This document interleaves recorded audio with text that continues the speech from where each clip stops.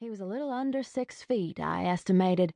He had thick brown hair, combed straight back and brushing his collar, and his long sideburns seemed curiously old-fashioned. He was pale, of course. Hey, he was dead, if you believe the old tales. The politically correct theory, the one the vamps themselves publicly backed, had it that this guy was the victim of a virus that left him apparently dead for a couple of days and thereafter allergic to sunlight, silver, and garlic. The details depended on which newspaper you read.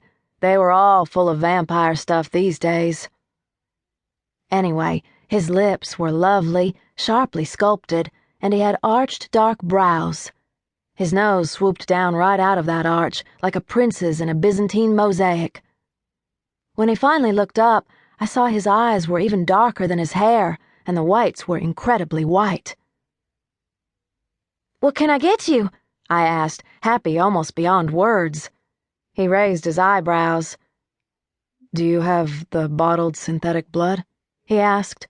"No, I'm so sorry. Sam's got some on order. Should be in next week." "Then red wine, please," he said, and his voice was cool and clear, like a stream over smooth stones. I laughed out loud. It was too perfect. "Don't mind Sookie, mister, she's crazy," came a familiar voice from the booth against the wall.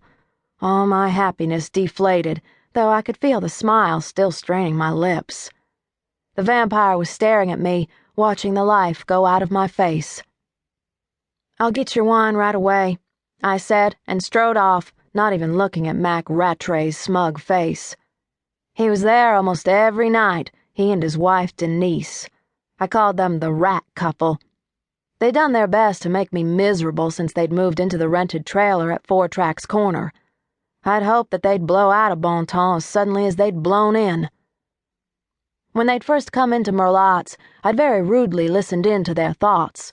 I know, pretty low class of me, but I get bored like everyone else, and though I spend most of my time blocking out the thoughts of other people that try to pass through my brain, sometimes I just give in. So I knew some things about the Rattrays that maybe no one else did. For one thing, I knew they'd been in jail, though I didn't know why. For another, I'd read the nasty thoughts Mac Rattray had entertained about yours truly. And then I'd heard in Denise's thoughts that she'd abandoned a baby she'd had 2 years before, a baby that wasn't Mac's. And they didn't tip either. Sam poured a glass of the house red wine, looking over at the vampire's table as he put it on my tray. When Sam looked back at me, I could tell he too knew our new customer was undead. Sam's eyes are Paul Newman blue, as opposed to my own hazy blue-gray. Sam is blonde, too, but his hair is wiry and his blonde is almost a sort of hot red gold. He's always a little sunburned, and though he looks slight in his clothes, I've seen him unload trucks with his shirt off, and he has plenty of upper body strength. I never listen to Sam's thoughts. He's my boss. I've had to quit jobs before because I found out things I didn't want to know about my boss. But Sam didn't comment. He just gave me the wine. I checked the glass to make sure it was sparkly clean and made my way back to the vampire's table. "Your wine, sir," I said ceremoniously and placed it carefully on the table exactly in front of him. He looked at me again, and I stared into his lovely eyes while I had the chance. "Enjoy," I said proudly. Behind me, Mac Rattray yelled, "Hey, Sookie, we need another pitcher of beer here."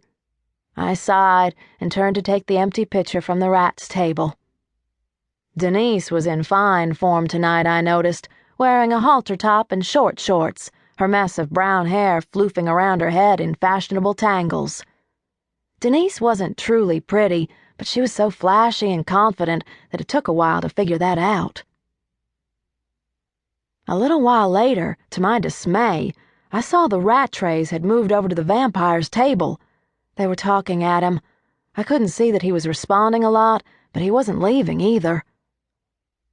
"Look at that," I said disgustedly to Arlene, my fellow waitress. Arlene is red-headed and freckled and 10 years older than me, and she's been married 4 times. She has 2 kids, and from time to time I think she considers me her third.